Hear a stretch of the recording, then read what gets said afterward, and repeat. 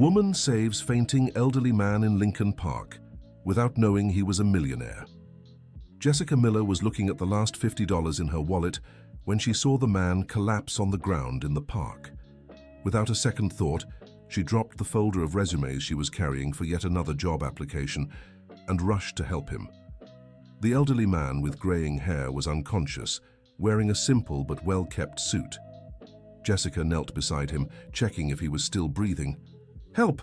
Someone call an ambulance!" she shouted to the people starting to gather around. A man walked past her while talking on the phone.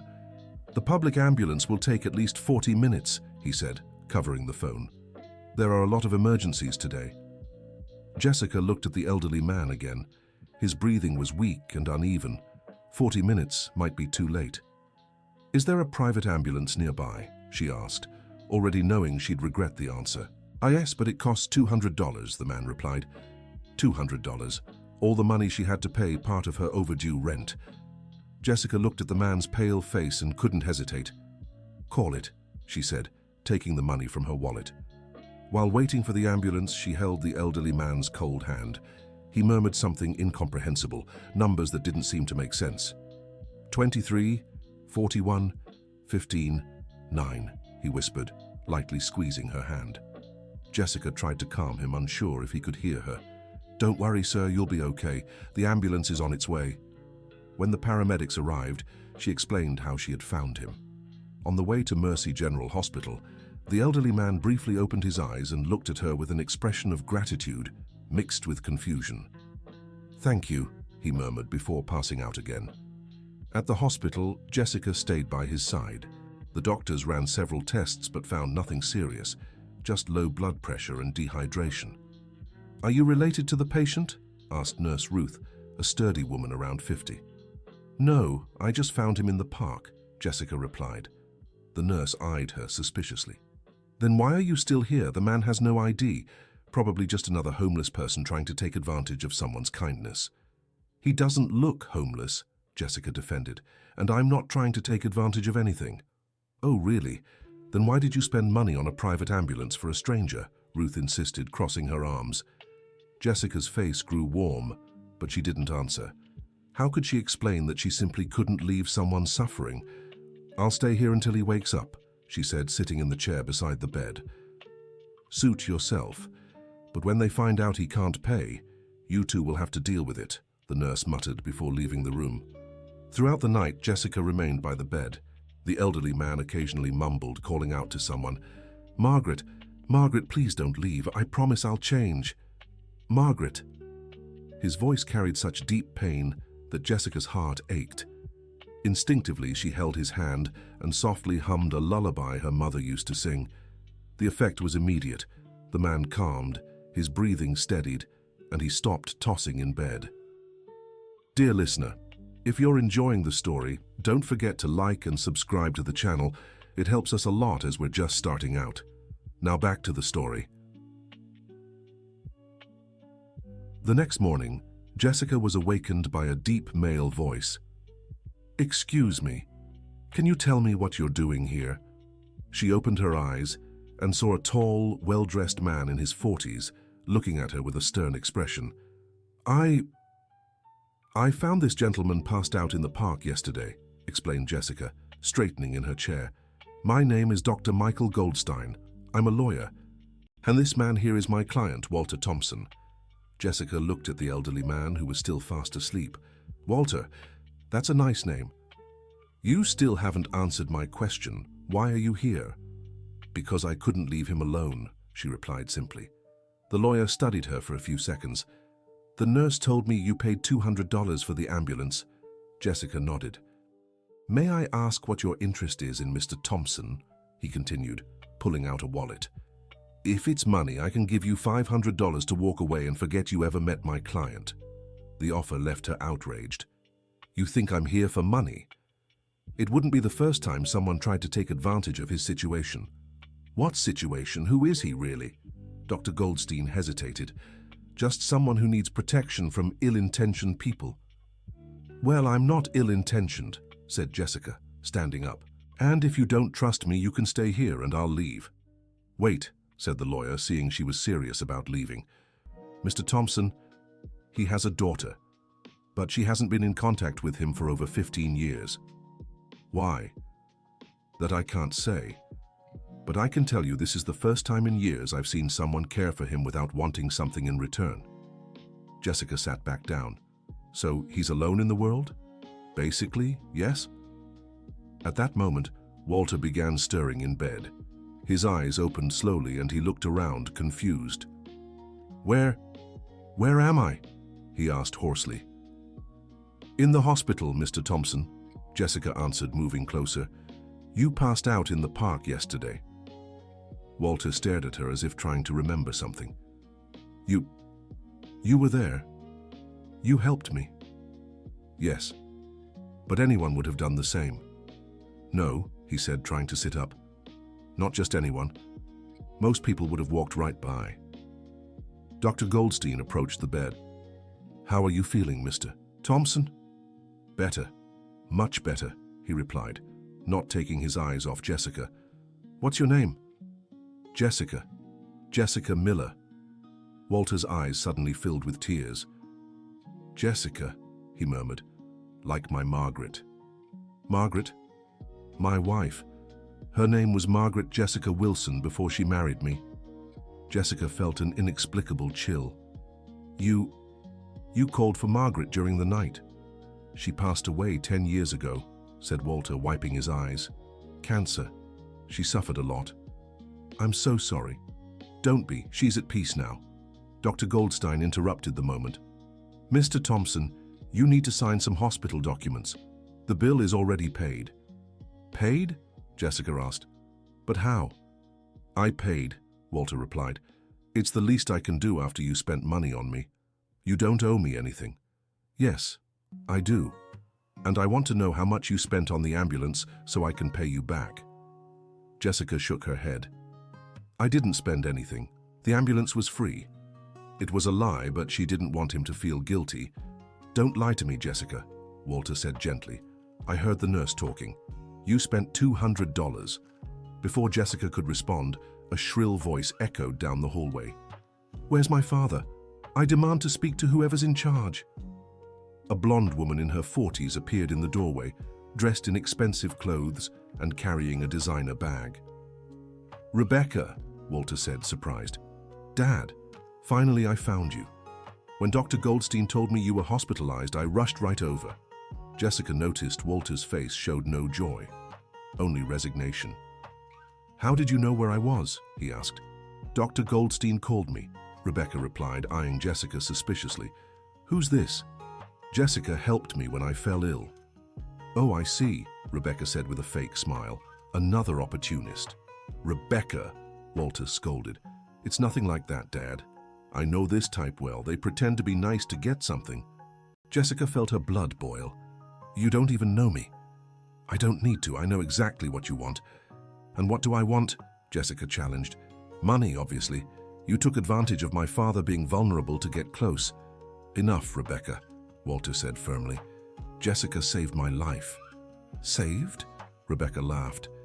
Dad, you just fainted. Anyone would have done the same. Not just anyone, he retorted. And you know that. The room grew tense. Dr. Goldstein tried to intervene. Perhaps it's best to continue this conversation another time. No, Walter said. I want everything cleared up now. He looked at his daughter. Rebecca, how long has it been since you visited me? Dad, you know I have a busy life. 2 years, Rebecca. 2 years without a phone call, a visit. You chose to live isolated in that tiny house, far from everything. I chose to live simply. There's a difference. Jessica sensed a complicated history between father and daughter, but didn't want to witness the argument. I think I should go, she said, grabbing her purse. No, Walter said, gently holding her arm. Please stay. I want to talk to you. Dad, don't you think you've talked enough with this person? Rebecca cut in. This person has a name, and she's shown me more kindness in one night than you have in 2 years.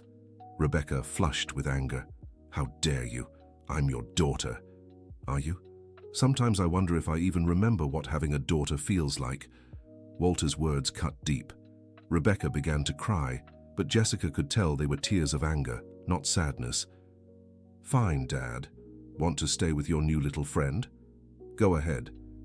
But when she shows her true colors, don't come looking for me." "Rebecca, wait," Walter called, but she had already left the room. The silence that followed was uncomfortable. Jessica didn't know what to say. "I'm sorry," Walter finally said. "You didn't deserve to see that. No need to apologize. Families are complicated. Mine is especially complicated," he replied with a sad smile. Dr. Goldstein approached the bed. "Mr. Thompson, the doctors said you can be discharged today. Should I call the driver?" "What driver?" Jessica asked. Walter and the lawyer exchanged glances. "Well, there are some things about me you don't know, Jessica. You don't owe me any explanations. It's not my business. But I want to tell you, you deserve to know who you're dealing with." Walter took a deep breath.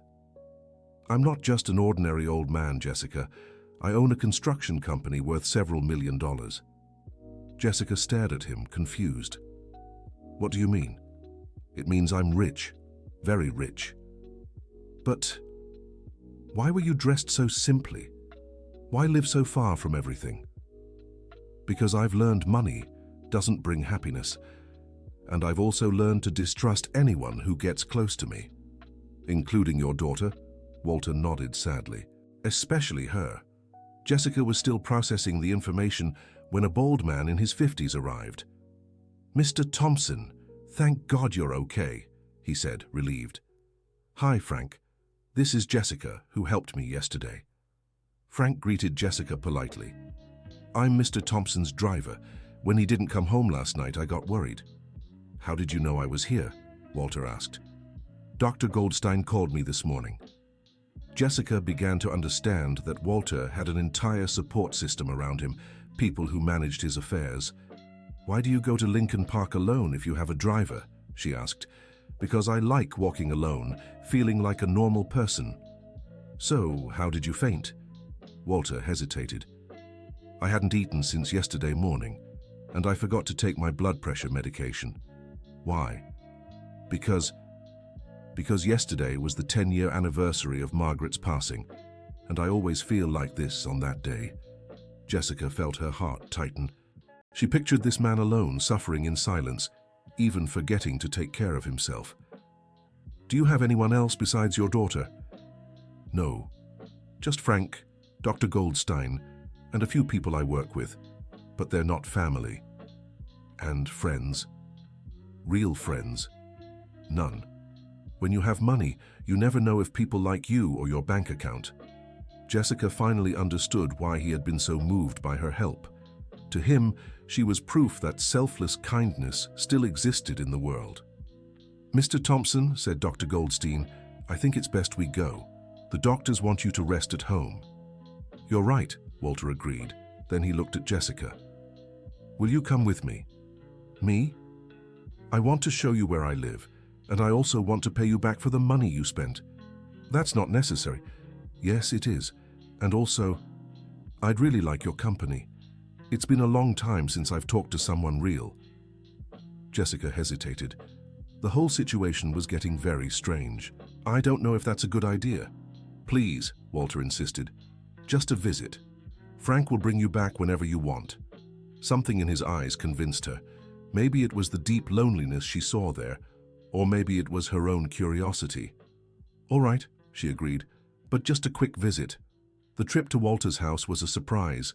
Jessica expected a mansion, but he lived in a simple 2-story home in a middle-class neighborhood in Chicago. "This is your house?" she asked, surprised. "Yes, I bought it after Margaret passed. I couldn't live in our old house anymore." The house was well kept, but modestly furnished. Jessica noticed several photos of a beautiful woman scattered around the living room. "Margaret?" she asked, pointing to one. "Yes, she was beautiful, wasn't she?" "She really was. You two looked like you were very happy." "We were. For 35 years, we were very happy." Walter served coffee, and they sat on the porch. "Jessica, can I ask you something?" "Of course. Why did you do that for me, a complete stranger?" Jessica thought about her answer. I can't explain it, I just couldn't leave you there. Even though it cost you money you needed, even then. You said you're a teacher. I am, or I was. I've been unemployed for 6 months. Why? The school where I worked closed. Financial trouble. And since then? Since then, I've been looking for work, but it's been hard. Yesterday, I was on my way to drop off resumes when I found you. Walter looked at her thoughtfully. Jessica, I want to make you an offer. What kind of offer? I want to hire you. Jessica nearly dropped her coffee cup. Hire me for what? To be my companion. What do you mean? I want someone to talk to walk with, to remind me what it's like to have someone who cares. Mr. Thompson, this is really strange. I know it is, but I'm a lonely man who found someone genuinely good, and you're a good person going through a hard time. It seems like a situation where everyone wins. Jessica was confused. I don't know. It feels wrong to accept money for friendship. It wouldn't be bought friendship. It would be a job, like a caregiver or a companion. You'd help me with day-to-day things. How much are you offering? $3,000 a month. Jessica choked on her coffee. $3,000? Is it too little? I can increase it. No, it's too much. It's more than I made as a teacher. So do you accept? Jessica was torn. She desperately needed the money, but something felt off. Can I think about it? Of course. Take all the time you need. Dear listener, if you're enjoying the story, take a moment to like and especially subscribe to the channel. It really helps us who are just starting out. Now, continuing. At that moment, Walter's phone rang. It was Dr. Goldstein. Hello? Walter answered. Jessica could hear the lawyer's voice on the other end, but she couldn't make out what he was saying. Are you sure? Asked Walter, sounding worried. All right, thank you for letting me know. He hung up the phone with a serious expression. What happened? Jessica asked. Rebecca. She went to my office this morning trying to convince the partners that I'm senile and no longer fit to run the company. Can she do that? She can try. She has a small stake in the company, inherited from her mother. Jessica couldn't believe it. But why?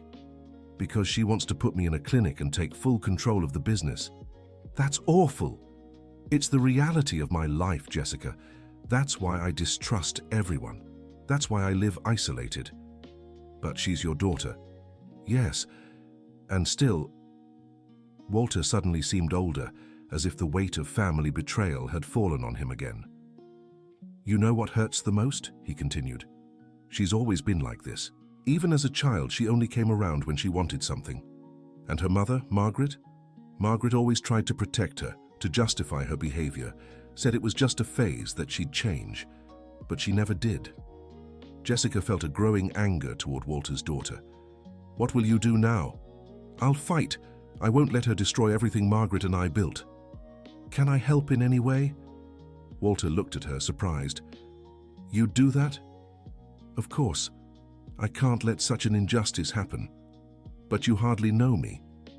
I know enough. I know you're a good person who doesn't deserve this. Walter took her hand. Thank you, Jessica. It's been a long time since anyone offered to help me without wanting something in return. So what do we do? First, I'll accept your job offer. Jessica smiled. I accept.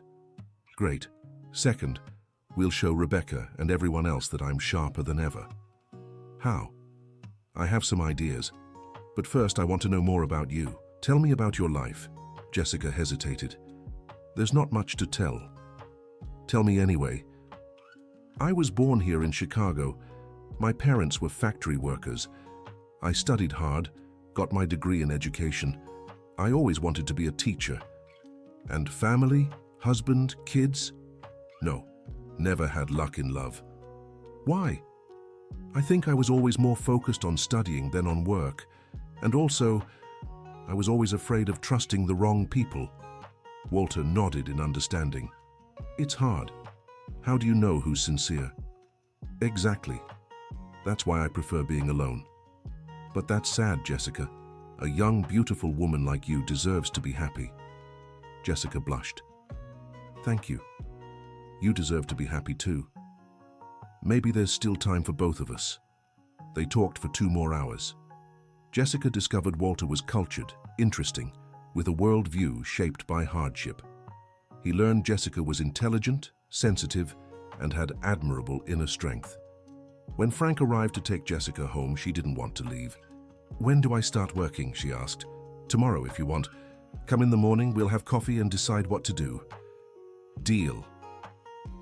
On the way back, Jessica thought about how her life had changed in just 2 days, from an unemployed teacher to a millionaire's companion. It seemed surreal, but something else bothered her. How Walter had reacted when he heard her name, the tears in his eyes, the emotion in his voice. Was it just because she reminded him of his wife? At home, Jessica called her sister Sarah, who lived out of town. "Sarah, it's me, Jessica." "Hi sis, how are you? Found any work?" "Actually, yes, but it's a bit complicated to explain." Jessica told her sister the whole story. "Let me get this straight," Sarah said. "You saved a millionaire and now you're working for him?" "Yes." "Jessica, are you sure this is safe? Why wouldn't it be?" "I don't know. It just seems really strange." "A wealthy man, alone, offering a lot of money to a stranger. Sarah, he's not like that. He's a good person who's hurting. Maybe, but be careful. And if you need anything, call me." "Okay." After hanging up, Jessica kept thinking about her sister's words. Was it naive to trust Walter so much? But something inside her told her she was doing the right thing. The next morning, Jessica arrived at Walter's house at 8. He was already awake, making coffee. "Good morning," she greeted. "Good morning, Jessica. Did you sleep well?" "Yes, and you?" "Better than I have in a long time." They had coffee on the porch, talking about plans for the day. "Jessica, I need to tell you something," Walter said suddenly. "What?" "Last night after you left, I kept thinking." "About what?" "About Margaret. And about you." Jessica felt a chill in her stomach. "What do you mean?" "You're the same age Margaret was when we met. The same kindness, the same genuine concern for others." "Oh, I don't want you to feel uncomfortable. I'm not confusing the two of you. It's just comforting to have someone who reminds me what real warmth feels like." Jessica didn't know how to respond. "Mr. Thompson, you can just call me Walter." "Walter, I understand your loneliness, but I don't want you to see me as a replacement for Margaret. That's not it. You're unique, Jessica. You have your own personality, your own story." "Then why the comparison?" Walter thought before answering. "Because Margaret always said I'd find someone special after she was gone. I never believed her. I thought there were no truly good people left in the world. And now? Now I think she was right." Jessica felt moved, but also worried. She didn't want Walter to develop romantic expectations. "Walter, I need to be clear. I'm here as a friend. Nothing more." "I know. And that's all I want. True friendship is more than I ever expected to find." They spent the day organizing some company documents. Jessica saw that Walter was extremely organized and sharp in business. Nothing suggested mental issues, as Rebecca had implied. That afternoon, Dr. Goldstein arrived with troubling news. "Walter, Rebecca hired a lawyer. She's filing for guardianship." "On what grounds?" "She claims you're psychologically unfit to run the company." "That's ridiculous." "I know, but she has some evidence." "What evidence?" "Your isolation, yesterday's hospitalization, and—" Dr. Goldstein glanced at Jessica. "And suddenly hiring a stranger to live with you." Jessica felt awful. "She's using my presence here against Walter." "Unfortunately, yes. She's saying you took advantage of his vulnerability. But that's not true. I know it's not, but in court appearances matter." Walter was furious. "So my own daughter is using my kindness against me?" "It seems so." Jessica stood up. "Then maybe I should leave. I don't want to cause trouble." "No." Walter grabbed her arm. "You're not leaving. I won't let Rebecca take another important person from my life. But if my being here is hurting you, your being here is the best thing that's happened to me in years." If I have to fight to keep you close, I will. Dr. Goldstein stepped in. Easy, both of you, let's strategize. What kind of strategy? Jessica asked. First, we'll document that Walter is perfectly lucid. I'll arrange a psychological evaluation. And second? Second, we'll show that hiring Jessica was a sound business decision, not some senile whim. How? Jessica asked. Walter smiled for the first time that day. I have an idea. What? Jessica, you're not just my companion. Starting today, you're my officially registered personal assistant. But I don't understand anything about business. But you understand people. And lately, I've needed someone who understands people more than business. Dr. Goldstein nodded. It's a good idea. I'll take care of all the paperwork. And there's more, Walter continued. I want Jessica to accompany me to all my work meetings from now on. Why? To show I'm making smart decisions by surrounding myself with competent people. Jessica was nervous. Walter, I don't know if I can do this. You can, I trust you.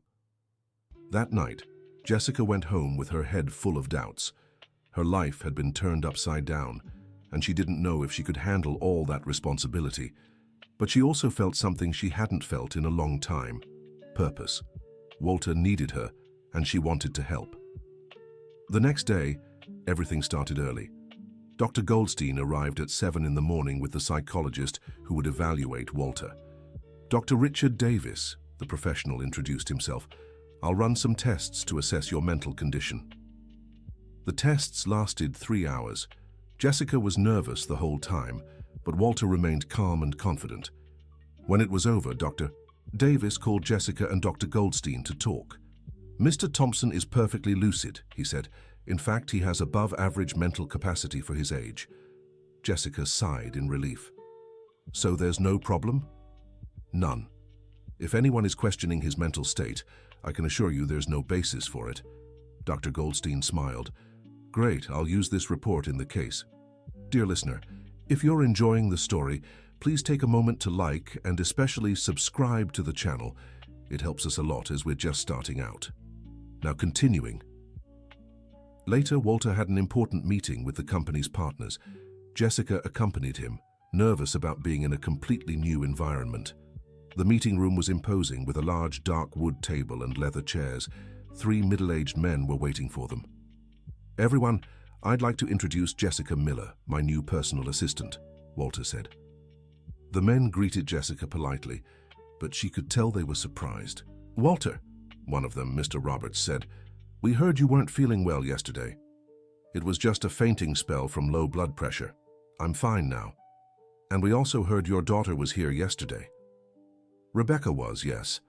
And I know she's been spreading lies about my mental state. The partners exchanged uncomfortable glances. Walter, she's worried about you. Another, Mr. Williams, said. Worried? Walter laughed. She hasn't reached out to me in 2 years. The only thing she's worried about is my money. Don't be so hard on her. Do you think I'm senile? Walter asked directly. Of course not, Mr. Roberts replied quickly. Then why are you listening to her lies? We're not listening, but she's your daughter. She has a right to be concerned. Jessica noticed the partners were trying to stay neutral, but doubt lingered in their expressions. Gentlemen, she spoke up, surprising everyone. May I give my opinion? Walter encouraged her with a look. Of course, Jessica. I've known Mr. Thompson for 3 days. I have no financial interest in his business, and I can say without a doubt that he's perfectly lucid. With all due respect, miss, Mr. Williams said, 3 days isn't enough time to know someone. You're right, but it's also not enough time for someone to fake being lucid if they're not. In 3 days, if something were wrong, I would have noticed. The men seemed to consider her argument. Besides, Jessica continued, yesterday he underwent a full psychological evaluation. The results showed that her abilities are above average. Walter smiled proudly. Jessica is right, and if you'd like, I can show you the report. The meeting continued for another hour, with Walter demonstrating complete control over the company's affairs. Jessica watched everything, impressed by his competence. When they left the meeting, Walter was beaming. You were perfect, Jessica. I just told the truth. But you said it at the right time and in the right way. You have a talent for this. For what? For business, for dealing with people. Jessica blushed. I think you're exaggerating. I'm not. You managed to do in 5 minutes what I've been trying to do for weeks. Convince my partners that I'm fine. They were having lunch at a nearby restaurant when Walter's phone rang. It was Rebecca. Hi, Dad. Hi, Rebecca. I heard you had a psychological evaluation. I did. Why? Because you've been spreading that I'm crazy. I never said you're crazy. Then what did you say? Rebecca hesitated. I said you were confused, that you've been making strange decisions lately. What decisions? Hiring a stranger to live with you. Walter looked at Jessica. Jessica isn't a stranger. She's my assistant. Assistant? Dad, you don't even know this woman. I know enough to trust her more than my own daughter. The silence on the other end was awkward. Fine, Dad, if that's how you want it. That's how I want it, and Rebecca. Yes? You can drop your attempt to have me declared incompetent. It won't work. How do you know about that? I know everything, Rebecca. I've always known how you are. Dad. Goodbye, Rebecca. Walter hung up, looking sad. I'm sorry, said Jessica. For what? For causing problems between you and your daughter. Jessica, the problems between me and Rebecca have existed for 20 years. You didn't cause anything. But if I weren't here, if you weren't here, I'd still be alone, vulnerable to her attacks. At least now I have someone on my side. Jessica smiled, but still felt guilty. Can I ask you something? Of course. Why is Rebecca like this? What happened between you? Walter sighed. It's a long story. I have time. All right, but it's painful to talk about. Jessica held his hand across the table. You don't have to tell me if you don't want to. No, I do. You deserve to know. Walter looked out the window before beginning. Rebecca was always spoiled.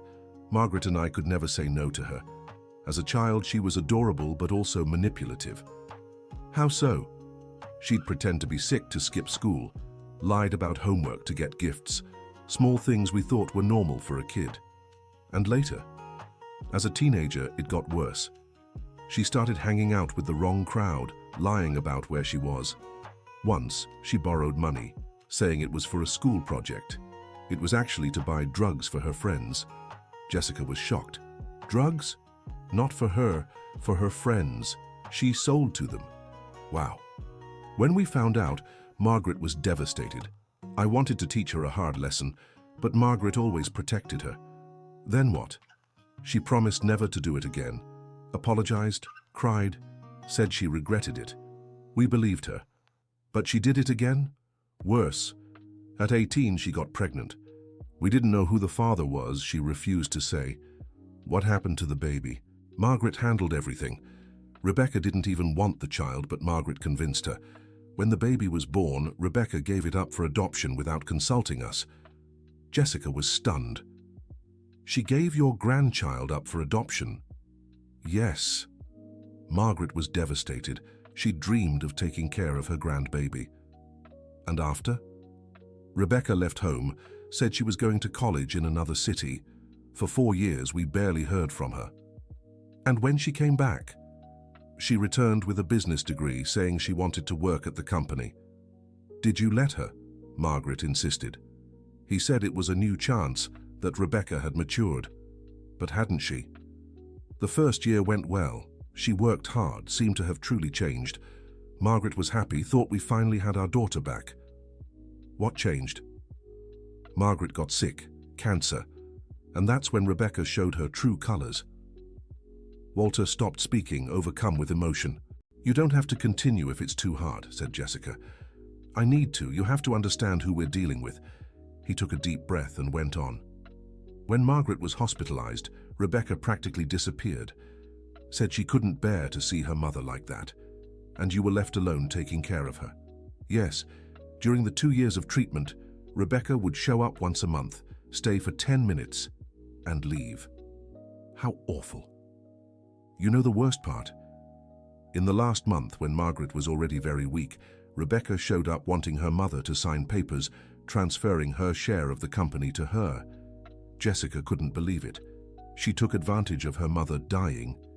Yes, said it was to ensure the family kept the assets that I might remarry and give everything to someone else. Did Margaret sign?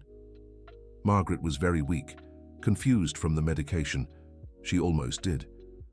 What stopped her? I got there in time. I explained to Margaret what Rebecca was doing. She was so shocked she went into a coma that same day. And Rebecca? She stormed out of the hospital screaming that I'd turned her mother against her. Was that the last time you spoke? No. She showed up at the funeral. How was it? Cold. Calculating. Asked when the will would be read. Jessica was outraged. What kind of person does that? The kind who only sees others as a means to get what they want. And since then? Since then she pops up now and then trying to convince me to change the will in her favor, or making excuses to see me, always with ulterior motives. Is that why you live in isolation? That's why I distrust everyone. Rebecca taught me even family can be treacherous. Jessica now understood Walter's wariness when she offered to help. Is that why you were surprised when I refused your money yesterday? Exactly. It had been years since someone did something for me without wanting something in return. And now, do you still distrust me? Walter looked her in the eyes. No. Now I know you're genuine. How? Because you've had plenty of chances to take advantage of me and didn't. Because you care more about my well-being than my money. Jessica felt moved. Thank you for trusting me. Thank you for earning my trust. They returned home and spent the rest of the afternoon organizing documents and discussing strategies for dealing with Rebecca. That evening, as Jessica prepared to leave, Walter called her. Jessica, can I ask you a favor? Of course. Tomorrow's Saturday. Could you come early in the morning? I want to take you somewhere special. Where? Where Margaret and I used to go every Saturday. Jessica hesitated. She didn't want to intrude on his memories with his wife. Walter, I'm not sure that's a good idea. Please, I think Margaret would have liked to meet you. The way he said it touched Jessica's heart. All right, I'll be here at 8. On Saturday morning, Walter took Jessica to Central Park. They walked to a specific bench by the lake. This is where we'd sit, he said. Every Saturday for 30 years. It's beautiful here. Margaret loved feeding the ducks, always brought bread from home. They sat on the bench. Walter pulled a small bag of bread from his pocket. I still bring it, he said, smiling sadly. Jessica watched him toss pieces of bread to the ducks. There was so much melancholy in his gestures. Walter, can I ask you something very personal? Go ahead.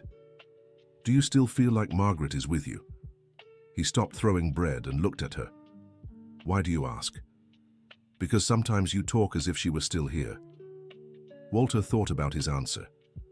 I think a part of her still is, in the places we used to go, in the things she liked. And in me. The question slipped out before Jessica could stop herself. What do you mean? You said I remind you of her. Are you trying to keep Margaret alive through me? Walter was silent for a long time. Maybe at first I thought that, he admitted, but now I know you're you, unique and special in your own way. Are you sure? Absolutely. Margaret was sweet and caring, but she was also naive. She trusted everyone. You're sweet and caring, but you're also strong and smart. They're different qualities. Jessica felt relieved. Thank you for clearing that up. Thank you for giving me the chance to. They stayed there for another hour, talking about life, dreams, and disappointments. Jessica discovered that Walter was a deep man who had suffered greatly, but still held on to hope. When they returned home, they found Rebecca waiting at the door. Dad, we need to talk, she said, completely ignoring Jessica. About what, Rebecca? About this ridiculous situation you've created. What ridiculous situation? Walking around with a woman who could be your daughter, acting like a couple. Jessica felt offended. We're not a couple, I'm his employee. Employee, Rebecca laughed. What kind of employee takes her boss for walks in the park? The kind who cares about his well-being, Jessica replied firmly. Well-being? You're only interested in his money. "Rebecca, enough," Walter said. "I won't let you treat Jessica like this." "Dad, don't you see? She's manipulating you. The one who's been manipulating me for years is you. I'm your daughter. So, does that give you the right to try to steal from me?" Rebecca turned red with anger. "I'm not trying to steal anything. I'm trying to protect you." "Protect me from what?" "From opportunists like her." Jessica was tired of being attacked. "Rebecca, let me tell you something. Your father is a wonderful man who deserves all the love and respect in the world. If you can't see that, that's your problem, not his. How dare you lecture me?" "I'm not lecturing. I'm telling the truth.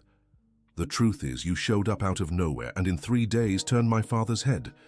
The truth," Walter said, "is that in 3 days, Jessica has shown me more kindness and consideration than you have in 3 years. Rebecca began to cry, but Jessica could tell they were tears of anger, not sadness. "Fine, Dad. You want to stay with her? Go ahead. But when you figure out her real intentions, don't come crying to me." "I won't, because she doesn't have ulterior motives." "We'll see," Rebecca said, wiping her eyes. "We'll see how long this saint can stand taking care of an old man without wanting anything in return." "Rebecca," Walter started. "No, Dad. You made your choice. Now I'll make mine." She left, slamming the car door. "I'm sorry," Walter said to Jessica. "You don't have to apologize. It's not your fault." "Yes, it is. I was a bad father. I didn't raise my daughter right. Walter, sometimes people choose to be cruel no matter how they were raised." "You think so?" "I'm sure. You told me Margaret always tried to protect and guide Rebecca, so it wasn't a lack of love or attention." Walter nodded, but still looked defeated. "Come on," Jessica said. "Let's have some tea and forget about this awful argument." That night, Walter was quieter than usual. Jessica could tell the fight with Rebecca had deeply affected him. "Do you want to talk about what's on your mind?" she asked. "I'm wondering if I did the right thing." "The right thing how?" "Choosing you over my daughter." Jessica felt a tightness in her chest. "Walter, you don't have to choose anyone. I can leave your life if you think that's best." "No," he said quickly. "That's not what I want."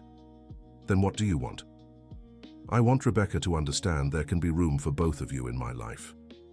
"But she made it very clear that isn't possible." "I know, and that makes me very sad." Jessica moved closer to him. "Walter, you can't spend your life trying to please someone who doesn't want to be pleased." "But she's my daughter. And you're her father. That should mean mutual respect. But if only you are respecting it, something is wrong." Walter looked at her with admiration. "How did you get so wise?" "I'm not wise. I just learned we can't force anyone to love us." "That's true." They stayed silent for a few minutes. "Jessica?" "Yes?" "Thank you for being here." "Thank you for letting me stay." On Monday, Dr. Goldstein arrived with news about the guardianship case. "Rebecca gave up," he announced. "Gave up?" Walter asked, surprised. "Yes, she withdrew the petition this morning." "Why?" "I think she realized she had no chance of winning.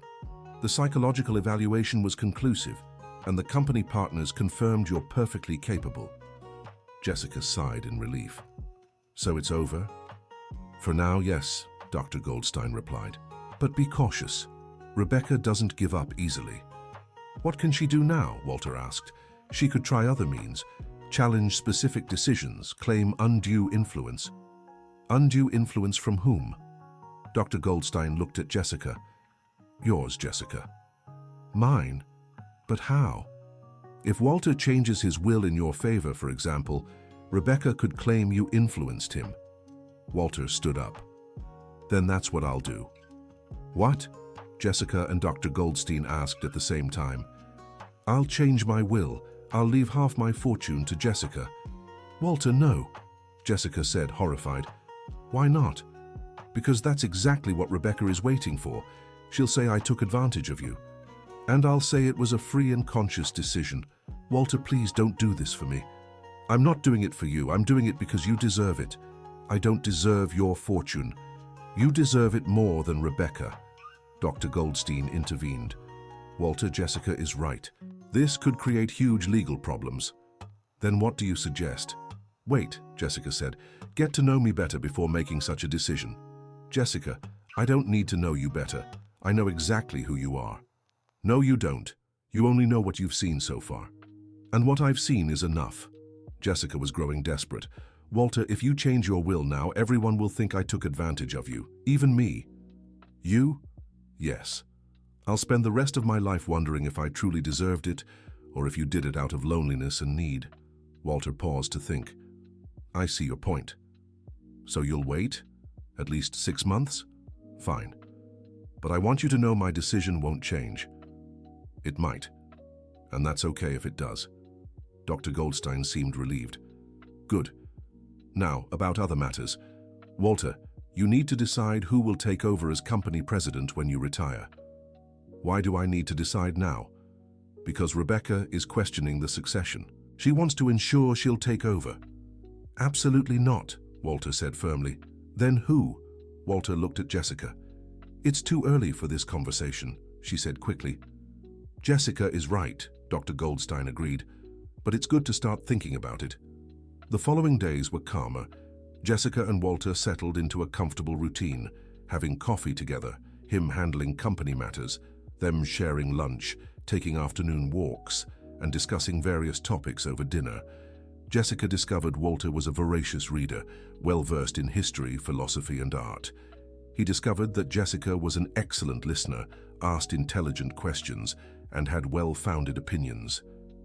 You know something? Walter said one Thursday evening. What? It's been years since I felt so alive. What do you mean? Since Margaret left, I just existed. I woke up, worked, slept.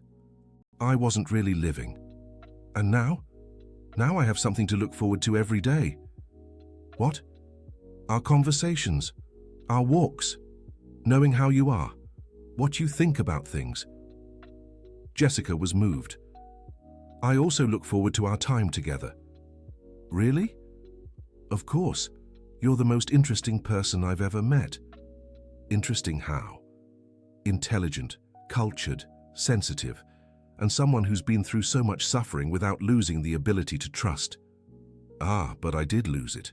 You're the one who helped me get it back. They were growing emotionally closer, and Jessica began to worry. She didn't want Walter to confuse gratitude with love. Walter, I need to tell you something. Go ahead. I'm worried about our closeness. Why? Because I don't want you to confuse the feelings. What feelings? Gratitude, affection, with other kinds of feelings. Walter looked at her seriously. Jessica, do you think I'm falling in love with you? The direct question left her speechless. I don't know, maybe. And if I am, would that be so bad? Walter, no, let me speak. I know there's an age difference between us. I know it might seem strange, but I also know I feel happier with you than I have in years. But that could just be loneliness. It could. Or it could be something genuine. Jessica didn't know how to respond. What do you feel for me? He asked. I care about you deeply. Is that all? I don't know, Walter. I'm confused too. Then let's figure it out together. No rush, no pressure. What do you mean? Let's keep things as they are. Talking, getting to know each other, and we'll see what happens naturally. And if nothing happens, then we'll stay friends, and I'll still be grateful to have you in my life either way. Jessica felt more at ease. Okay, but promise me one thing. What? If you start feeling pressured or confused, you'll tell me. I promise. And you promise the same. I promise. That night, Jessica went home thinking about their conversation. It was true, she felt closer to Walter every day. He was kind, respectful, interesting. But was it love, or just the natural connection between two lonely people? On Friday, they went to the bank so Walter could take care of some business. Jessica was waiting in the lobby when she saw Rebecca walk in. What are you doing here? Rebecca asked, spotting Jessica. Accompanying your father. Of course you are. Rebecca stepped closer. Can I ask you something? Go ahead. What's your plan? What plan? Don't play innocent. What's your plan with my father? Jessica sighed. Rebecca, I don't have a plan. I just care about him. Why? What's so special about him? The question surprised Jessica. How could a daughter not see what was special about her father? His integrity, Jessica replied. Integrity? Your father is a good man, Rebecca. He's kind, intelligent, caring. Anyone who spends 5 minutes with him would see that. Do you really think he's all that? I do. Or do you just want me to believe you do? Jessica was losing patience. Rebecca, why is it so hard for you to accept that someone could care about your father without financial motives? Because I know people. Everyone wants something. Do you want something from him? I'm his daughter. It's different. Is it? What do you want from him? Rebecca hesitated. I want him to acknowledge that I matter. What do you mean? I want him to leave the company to me, to trust me. And why should he trust you? Because I'm his daughter. Is that all? Is being his daughter enough to earn trust? Jessica finally understood the problem. Rebecca, trust is earned, not inherited. What do you mean? It means you can't demand trust just because you're my daughter. You have to show you deserve it. And have you shown it? I'm trying to show it every day. At that moment, Walter stepped out of the manager's office. Jessica, can we... He stopped when he saw Rebecca. Rebecca, what are you doing here? I came to talk to you. About what? About us. About our family. Walter sighed. Rebecca, we've already talked about this. No, Dad, we haven't talked. You spoke, and I listened. Now I want you to listen to me. Walter looked at Jessica, who nodded encouragingly. All right, let's talk. They left the bank and went to a nearby cafe. Jessica offered to leave, but Walter asked her to stay. Go ahead, Rebecca, he said as they sat down. Dad, I know I've made mistakes in the past. I know you know. And I know you have reasons not to trust me. I do. But I want a chance to show I've changed. Walter looked at her skeptically. Show how? By working with you, learning from you. Rebecca, you already had that chance, and you wasted it. I was young, immature. You were 30 when you tried to deceive your dying mother. Rebecca lowered her head. I know, it was terrible. It was. But it was fear, Dad. Fear of ending up with nothing. Fear of what? You knew I'd never let you go without. Did I? How could you not? Because you always made it clear I was a disappointment to you. The statement surprised Walter. I never said that. Not in words, but that's how it felt. Rebecca, remember when I was little and you came home from work? I remember. You always asked Mom how I'd behaved, if I'd been good. So, and if she said I'd done something wrong, you'd be disappointed in me. That's normal, Rebecca. Parents care about their kids' behavior. But you'd get so sad, Dad. Like I'd broken something precious. Walter began to understand. And you thought I didn't love you? I thought you'd only love me if I was perfect. Rebecca, that's not true. Isn't it? Then why, every time I messed up, would you shut yourself in your office and not speak to me for days? Walter paused to think. It was true he'd always struggled with his daughter's mistakes. I didn't know how to talk to you about those things. So you punished me with silence. It wasn't punishment. It was confusion. For you, maybe. For me, it was rejection. Jessica watched the conversation quietly, sensing that deep issues were finally surfacing. Rebecca, Walter said, if you felt rejected, why didn't you talk to me? Because I was afraid you'd confirm I really was a disappointment. You were never a disappointment, sweetheart. Really, you were challenging, different from what I expected. But not a disappointment. Rebecca began to cry, and this time Jessica could tell the tears were genuine. Dad, I've spent my whole life trying to get your attention. Get my attention? Yes. When I did wrong, at least you noticed me. Rebecca, when I was good, you barely acknowledged me. But when I messed up, you'd spend hours trying to understand me. Walter was stunned. You misbehaved on purpose? Not on purpose, but subconsciously, I think so. My God. And when I grew up, I kept doing it, because it was the only way you'd care. Walter took his daughter's hand. Rebecca, I've always cared about you, but you only showed it when I was failing, never when I was doing well. That's true, he admitted. When you were doing well, I thought you didn't need me, but I needed you then too. I see that now. They sat in silence for a few minutes. Dad? Yes? Can you forgive me for the mistakes I've made? Walter looked at his daughter, truly seeing her for the first time in years. I can. But can you forgive me for being an absent father? I can. They hugged, both crying. Jessica felt moved but also worried.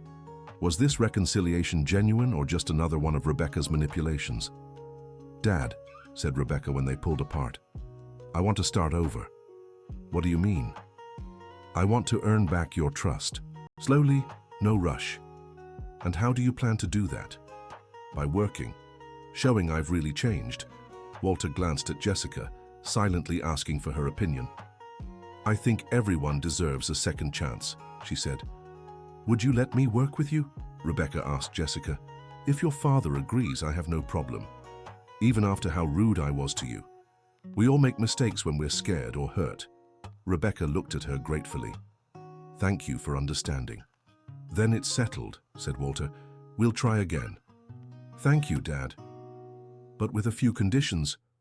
Which are? First, you start at the bottom. No important positions until you prove you've changed. Fine. Second, Jessica remains my personal assistant. I don't want any conflict between you two. Understood. And third, at the first sign of your old habits, it's over. Fair enough. Jessica hoped she was doing the right thing by supporting this reconciliation, but something told her the story wasn't over yet. The following Monday, Rebecca showed up at the company to start working. Walter placed her in the customer service department, far from major decisions. How was her first day? Jessica asked when they got home. Strange, Walter replied. She seemed genuinely committed. That's good. Yeah, but I'll admit I'm still scared. Of what? Of being naive again. Walter, you gave her a chance. If it doesn't work out, at least you'll know you tried. And you. How did you feel having her there? Fine, she was polite to me all day. I'm glad. The following weeks passed smoothly. Rebecca worked hard, arrived early, stayed late, and was courteous to everyone. Jessica began to believe she might have truly changed. Walter also seemed more relaxed, happy to have his daughter back in his life. You know what? He said one Friday evening. What? I think you've been like an angel in my life. Why? Because ever since you came, everything's gotten better. My health, my mood, my relationship with Rebecca. That's just coincidence. I don't believe in coincidences. Then what do you believe in? Fate. I think you were meant to be in my life. Jessica felt deeply moved. I feel like meeting you changed my life too. How so? I was lost, directionless. You gave me purpose. What purpose? Taking care of you, feeling useful again. Walter looked at her with such tenderness that Jessica's heart raced. Jessica? Yes. Can I kiss you? The question caught her off guard. Walter. If you don't want to, it's okay, but I really want to. Jessica looked at him. She saw a good, kind man who had endured much suffering but still had love to give. Yes, she whispered. The kiss was soft, gentle, full of tenderness.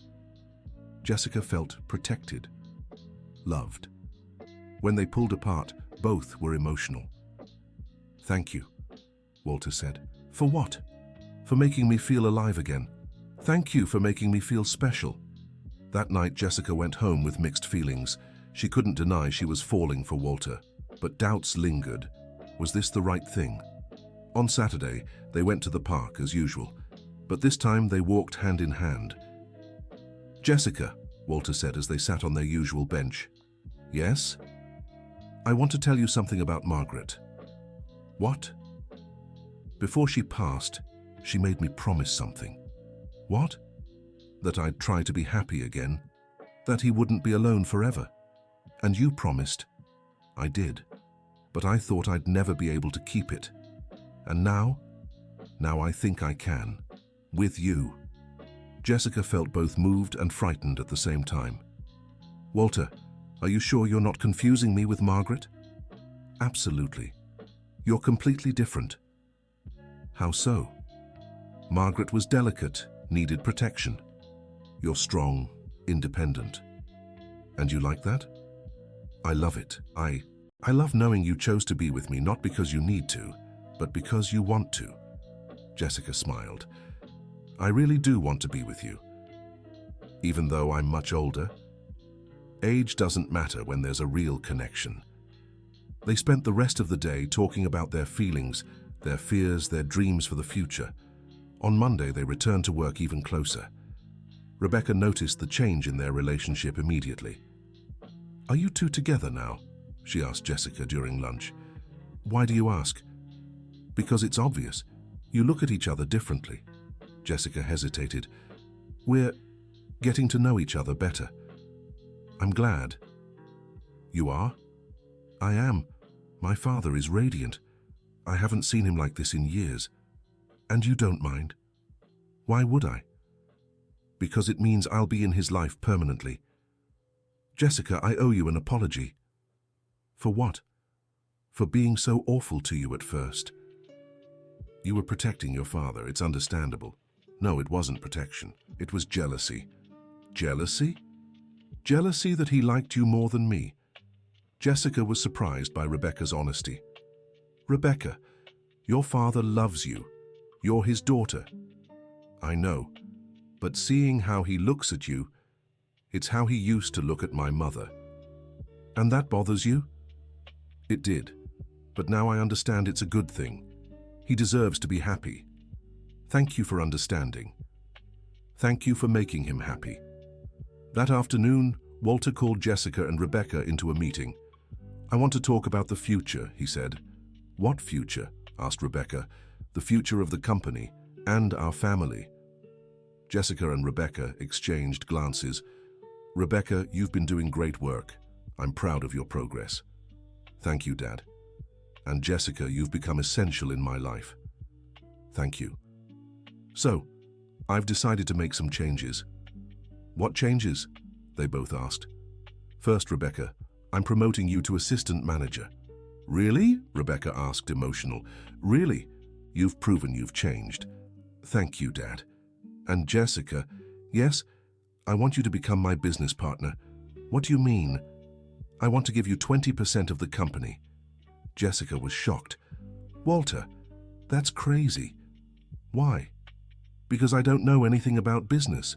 You can learn. And besides, it's not for business that I want you as my partner." "Then why?" "Because I want you to be part of my life officially, as my partner, as family." Jessica looked at Rebecca, expecting a negative reaction, but Rebecca was smiling. "Dad, I think it's a great idea," she said. "You really do?" Jessica asked. "I do. Jessica, you saved my father, and you helped me reconnect with him. You deserve to be part of this family." Jessica began to cry. I don't know what to say." "Say you accept," Walter urged. "I accept," she said, still crying. The three of them hugged, overcome with emotion. "We have to celebrate," Rebecca said. "How?" asked Walter. "Dinner out, the three of us together as a family." That night they dined at an elegant restaurant. Jessica felt surreal, as if she were living a dream. "May I make a toast?" Walter said, raising his glass. "Of course," they both replied. "To Jessica, who brought light back into my life, and to Rebecca, who proved it's never too late to start over." "And to you," Jessica said, "who taught me there are still genuinely good people in the world." "And to our father," Rebecca said, "who gave me a second chance I didn't deserve." They toasted, happy, but the happiness wouldn't last long. The following week, Dr. Goldstein appeared with a worried expression. "Walter, we need to talk." "What is it now?" "It's about Rebecca." "What about Rebecca?" "She's been doing some investigating." "What kind of investigations?" "About Jessica." Jessica felt her blood run cold. "What does he mean?" she asked. "It seems Rebecca hired a private detective to look into your past." "Why?" "I don't know. But the detective has been asking about you at your old school in your neighborhood." Jessica was shocked, but she said she had changed. "Apparently not that much," said Dr. Goldstein. Walter was furious. "Where is Rebecca now?" "In the office." "Let's go there. I want an explanation." They went to the company to find Rebecca. She was in her office organizing papers. "Rebecca," Walter said, "I need to talk to you." "Of course, Dad. Come in." "Why did you hire a detective to investigate Jessica?" Rebecca paled. "How did you find out?" "That doesn't matter. I want to know why." "Dad, Answer me." "Because I needed to be sure." "Sure of what?" "That she wasn't deceiving you." Jessica was indignant. "Rebecca, you said you trusted me." "I said I wanted to trust you. That's different." "And what did you find out?" Walter asked. I found out she's exactly who she says she is." "What do you mean?" "A dedicated teacher, loved by her students, respected by her colleagues, never involved in scandals, never had legal trouble."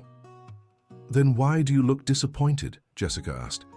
Because I wanted to find something to prove you're not so perfect." "Rebecca," Walter scolded. "I'm sorry, Dad, but it's the truth." "Why did you want to find something against Jessica?" Because I'm jealous of her." "Jealous?" "Yes. Jealous of how you treat her, how you trust her, how happy you are with her." Walter sighed. "Rebecca, we've talked about this before." "I know, and I tried to accept it. But it's hard, Dad." "What's hard?" "Seeing that you love a stranger more than your own daughter." "Rebecca, I don't love Jessica more than you. I love you both in different ways. But you trust her more." "I do." "Why?" "Because she's never given me a reason to doubt her." "And I have. You have." "Many times?" Rebecca began to cry. "Dad, how can I earn back your trust if you'll never forget my past mistakes?" "You don't have to forget, Rebecca. You have to forgive." "How can I forgive if you keep testing me?" "I'm not testing you." "Yes, you are. This promotion, this job, it's all a test to see if I've really changed." Walter realized she was right. "Rebecca, and when I pass one test, you make another and another. It's not like that." "Yes, it is, Dad. You'll never fully trust me." "Rebecca," Jessica interjected, "can I say something?" "Go ahead."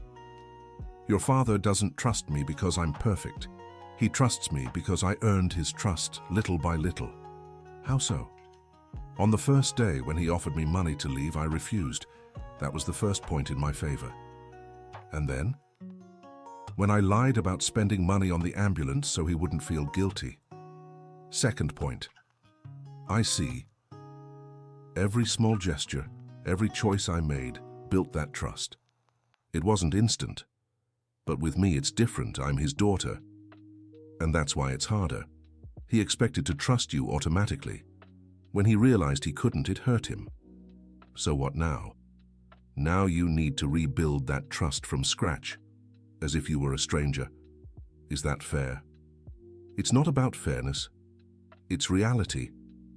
Rebecca looked at her father. "Dad, will you start over with me? No tests, no distrust, just trying to trust again?" Walter hesitated. "Rebecca, I really want to, but I'm scared." "Scared of what?" "Of being disappointed again." "What if I promise I won't disappoint you?" "You've promised that before. But this time is different." "Why?" "Because now I understand what I lost when I let you down, and I don't want to lose it again." Walter looked at Jessica, searching for guidance. "What do you think?" he asked. I think everyone deserves as many chances as they need to get it right. Even after everything Rebecca did, especially after everything she did. If she's really changed, she deserves the chance to prove it. Walter took a deep breath. All right, Rebecca, we'll try one more time. Thank you, Dad. But on one condition. What? No more investigations, detectives, or anything like that. If you have doubts about Jessica or anyone else, you talk to me. I promise. And Jessica? Yes? Do you forgive Rebecca for investigating you? Jessica looked at Rebecca. I do, but I want you to know it hurt me deeply. I know, and I'm truly sorry. I accept your apology. They embraced, deciding to give their family relationship another chance. But 3 days later, Dr. Goldstein showed up again with alarming news. Walter, we have a serious problem. What happened now? I found out why Rebecca investigated Jessica. I thought it was just jealousy, not just that. She's planning something. What? She wants to prove Jessica is a gold digger who took advantage of your vulnerability. But she said herself she found nothing against Jessica. Exactly. That's why she changed her strategy. What strategy? If she can't prove Jessica is bad, she'll try to make her seem that way. Jessica was terrified. What do you mean? Make me seem that way? She's documenting everything. Every gift you receive, every important decision Walter makes after talking to you. Why? To build a case of undue influence. Walter was furious. I can't believe she's doing this. There's more. She's also recording conversations. What conversations? Every conversation you two have about money, business, the future. Jessica felt betrayed. How? When? Her phone.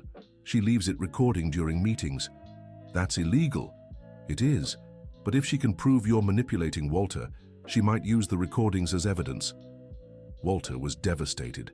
So she hasn't changed at all. It was all a lie. It seems so. What do we do now? First, you can't discuss important matters around her anymore. That's ridiculous, Jessica said. I'll leave. No, Walter said. I won't let her take you away from me again. But Walter, she'll make it look like I'm a gold digger. Only if she gets proof, and she won't because you're not. But appearances can fool people for a while, but the truth always comes out. Dr. Goldstein intervened.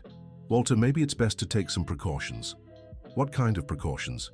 Document everything. Record your own conversations, have witnesses. I don't want to live like this, Jessica said. I don't want to constantly prove my innocence. Jessica, please don't leave me alone again. Walter, please. Let's face this together. Jessica looked at him and saw a desperate man who had found love again and didn't want to lose it. All right, she said. We'll face it together. That night they discussed strategies to deal with Rebecca. Walter, I need to ask you something difficult. What? Are you sure you love me? Or are you holding on to me out of fear of being alone? Why are you asking this? Because if it's just fear, you should figure that out now, before Rebecca uses it against us. Walter thought carefully before answering. Jessica, when Margaret left, I thought I'd never love anyone again. For 10 years, I felt nothing for any woman. And with me? With you, it was different. It wasn't just loneliness or need. It was recognition. Recognition. I recognized in you qualities that I admire. Kindness, strength, intelligence. Are you sure? Absolutely, and you? Are you sure about your feelings? Jessica hesitated. I'm afraid I might be confusing gratitude with love. Why? Because you changed my life. You took me out of a difficult situation, gave me purpose. And you think you might feel obligated to love me? Maybe. Walter grew thoughtful. Jessica, want to try a test. What test? I want you to go home and spend a week without seeing me. Why? To be sure of our feelings. If after a week we still want to be together, we'll know it's real love. And if we don't, then we'll know it was just loneliness and gratitude. Jessica found the idea frightening but fair. Okay, but what about Rebecca? I'll handle Rebecca. It's time to have a final talk with her. The next morning, Jessica went home and Walter called Rebecca for a meeting. "Rebecca, I know everything. What are you talking about? The recordings, the investigations, your plan to destroy Jessica." Rebecca paled. "Dad, don't lie to me. I already know everything."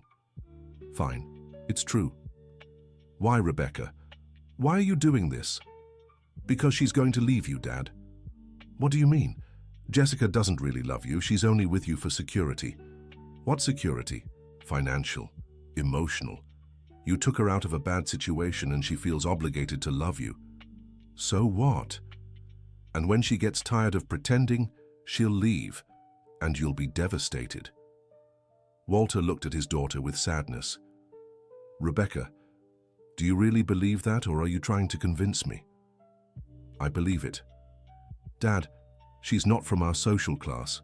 She doesn't understand our world." "So what?"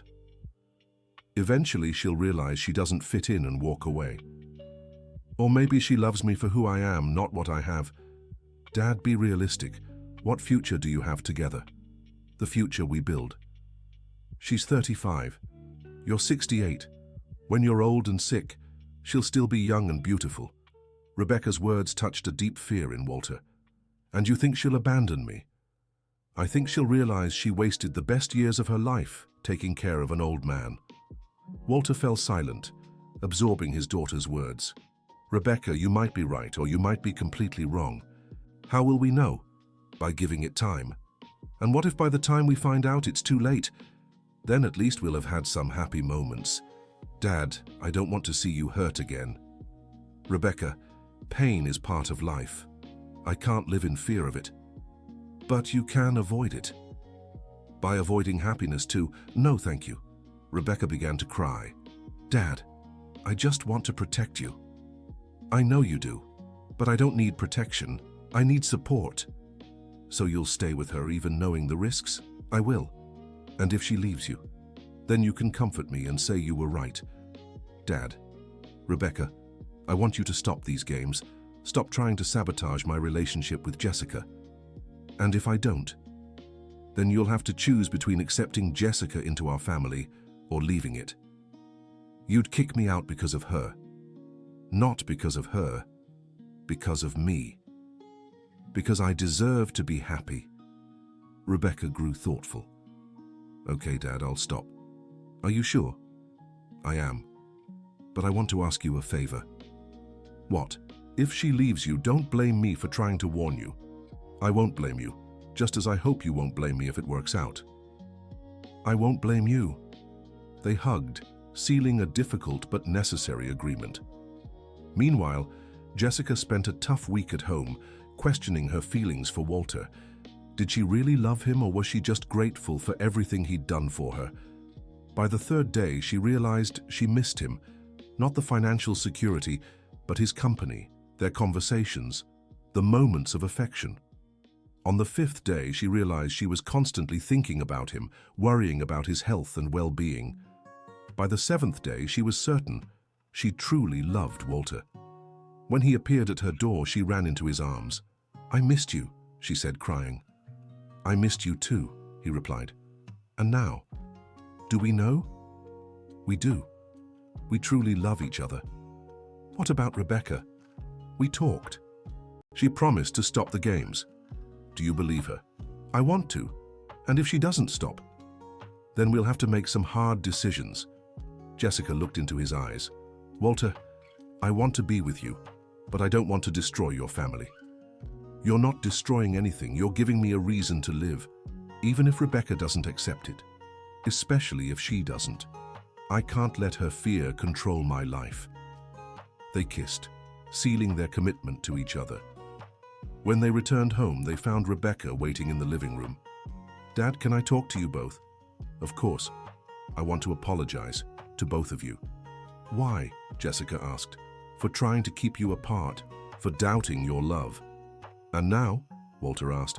"Now I want to try to accept it. For real this time." "What changed?" Jessica asked. "I saw how much my dad suffered this week without you. I saw how much he really loves you." "And that convinced you?" "It convinced me you deserve a chance." "Thank you," Jessica said. "Thank you for giving me a chance too," Rebecca replied. The three embraced, this time with real hope that they could be a family. In the following months, their bond grew stronger. Rebecca truly changed her attitude, supporting her father's relationship with Jessica. Jessica adapted to the business world, discovering she had a talent for it. Walter felt renewed, full of energy and plans for the future. A year after their first meeting in the park, Walter had a special request for Jessica. "Jessica, I want to show you something." He took her to an old file in his home and pulled out a box of photographs. "These are pictures of me and Margaret," he said. "Why are you showing me this?" "Because I want you to understand something important." He picked out a specific photo. This was taken exactly 1 year before Margaret passed. Jessica looked at the photo. It was Walter with Margaret on the same park bench where they used to sit. "It's beautiful," she said. "Do you know what Margaret told me that day?" "What?" "That if she ever left first, I should find someone who could make me happy again. And that person wouldn't be a replacement for her, but someone unique and special." Jessica was moved. "Why are you telling me this?" "Because I want you to know you're not a replacement for Margaret. You're Jessica, unique and special. Thank you for making me feel that way. Thank you for being that way." Walter put the photos away and took a small box from his pocket. "Jessica, there's something I want to ask you." Her heart raced. "What?" "Will you marry me?" The question left her speechless. "Walter, I know we're from different worlds, different ages, but I know we truly love each other." "Yes," she said, crying. "Yes, I'll marry you." He slipped the ring onto her finger, and they kissed, overjoyed. "What about Rebecca?" Jessica asked. "Rebecca will be happy. She wants me to be happy." And she was. When they announced their engagement, Rebecca congratulated them sincerely. "Dad, I'm so happy for you. Thank you, sweetheart. And Jessica, welcome to the family, officially. Thank you for accepting me. Thank you for taking care of my dad." The wedding was simple in a small chapel with only their closest friends. Dr. Goldstein was the best man, Rebecca the maid of honor. During the ceremony, Walter and Jessica exchanged heartfelt vows. "Jessica," Walter said, "you taught me it's never too late to start over. That love can come when we least expect it. I promise to love and respect you every day of my life." "Walter," said Jessica, "you taught me that there are genuinely good people in the world, that kindness is still worth it.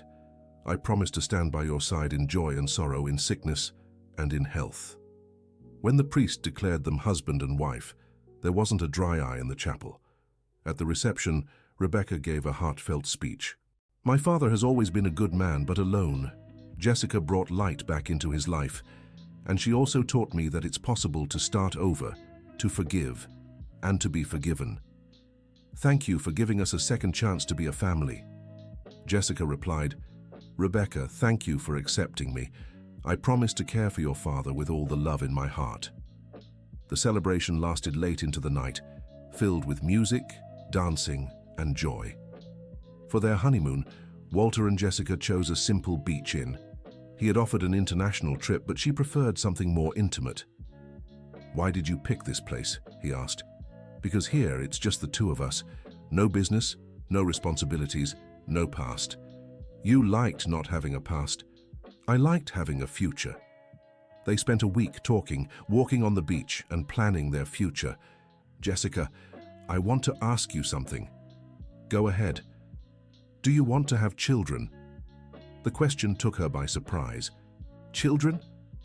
I know I might be too old for that, but Walter, I never really thought much about it. Think about it now." Jessica imagined a little child running through the house, calling Walter Daddy. "I think so," she said. "Yes, I do. Even with me being older. Age only matters if you're an absent father, and I know you wouldn't be." "How do you know?" "Because I see how you treat the people you love, with tenderness, attention, and dedication." And Rebecca? How will she feel about having a much younger sibling? I think it'll be good for her. It'll help her feel more responsible, more mature. They returned from their honeymoon determined to try for a baby. 3 months later, Jessica discovered she was pregnant. "Walter," she shouted, running into his office. "What is it?" "I'm pregnant." He scooped her up and spun her around the room. "Really? Really? I can't believe it. I'm going to be a father again. And I'm going to be a mother." They cried tears of joy, holding each other tight. When they told Rebecca, she was thrilled. "I'm going to have a little brother." "Or sister," Jessica said. "That's wonderful. I always wanted a sibling. Even if they're much younger than you. Especially because of that, I'll get to take care of them, teach them things." "You'll be a great big sister," Walter said. The pregnancy went smoothly. Walter was more attentive than ever, always concerned for Jessica and the baby's well-being. "Walter, you're overdoing it," she said, when he insisted she avoid stairs. "I'm taking care of my most precious things." "Things? You and our child." Jessica smiled, touched by his affection. Over the 9 months they prepared for the baby's arrival. Walter made sure to attend every doctor's appointment, set up the nursery, and pick out tiny clothes. "I was never this involved during Rebecca's pregnancy," he admitted. "Why not?" "Because back then men didn't participate much, and I was always working too much. And now? Now I know family is more important than work." "Won't that affect the company?" "Rebecca is taking on more responsibilities. She can handle things while I focus on you both." On the day of the birth, Walter was more nervous than Jessica. "Relax," she said, holding his hand. "Everything will be fine." "But what if something goes wrong?" "It won't." "How can you be so sure?" "Because we have too much love for anything to go wrong." The delivery went smoothly, and when the doctor announced, "It's a boy," Walter cried like a child. "A boy," he said, overcome with emotion. "What should we name him?" Jessica asked. "I've already thought of one," Walter said. "What?" "Jacob." "Why?" "Because it means gift from God, and you were my gift, the one who brought love back into my life." "Jacob is perfect," Jessica agreed. When Rebecca met her little brother, she was enchanted. "He's beautiful," she said, holding the baby. "Do you want to be his godmother, huh?" Walter asked. "Can I?" "Of course you can. I promise to always take care of him," Rebecca said, kissing the baby's forehead. The first months with Jacob were intense. Walter proved to be a devoted father, waking up in the middle of the night to help Jessica, changing diapers, giving baths. "You're a better dad now than you were with me," Rebecca said, watching him care for the baby. "Why?" "Because now you understand what's really important. I always knew you were important." "You knew, but you didn't show it. With Jacob, it's different. It's not that I love Jacob more than I loved you. It's that I learned to show it better." "And who taught you that?" "Jessica. She taught me to be more affectionate, more present." Rebecca looked at Jessica with gratitude. "Thank you for teaching my dad to be a better father." "Thank you for helping me take care of him," Jessica replied. When Jacob turned 1, the family was completely united. Walter had found the perfect balance between work and family, Jessica had become a capable businesswoman, and Rebecca had matured a lot. "You know what?" Walter said one night as they watched Jacob sleep. "What?" "Sometimes I think Margaret planned all of this." "How so?" "The meeting in the park, your presence in my life, even the reconciliation with Rebecca. Do you really believe that?" "I believe she wanted to see me happy, and she succeeded. Even though she's no longer here. Especially because she's no longer here. If she were, I never would have met you." Jessica was moved. "Thank you for making me feel so special. Thank you for making my life special." 2 years later, they had another surprise. Jessica was pregnant again. "This time, I want it to be a girl," Walter said. "Why?" "To balance the family." And it was a girl. They named her Margaret Jessica, honoring the 2 most important women in Walter's life. Rebecca was emotional about the name. "Dad, Mom would be happy knowing she has a granddaughter named after her." She really would, Walter agreed. With 2 young children, life became even busier, but also more joyful. The house was always full of laughter, games, and conversation. Rebecca got married and had her own children, who grew up playing with their uncles Jacob and Margaret. Dr. Goldstein became part of the family, always present for birthdays and celebrations. When Jacob turned 5, he asked Jessica, "Mommy, how did you and Daddy meet?" Jessica looked at Walter and smiled. "It's a long story, sweetheart. Tell me." "Your daddy was alone and sad, and I was alone and sad too." "And then?" "Then one day he needed help and I helped him. And you became friends." "We did. And then we became a family. And now we're happy forever." Jessica looked at Walter, then at Rebecca playing with Margaret, then at the house full of love and life. "Yes, sweetheart. Now we're happy forever." The end of the story. Dear listener, now tell us what you thought of this story of love and new beginnings. Do you believe Jessica made the right choice? Share your honest thoughts in the comments, letting us know where you're watching from. If this story touched your heart, leave a like and most importantly, subscribe to the channel for more heartwarming stories like this one.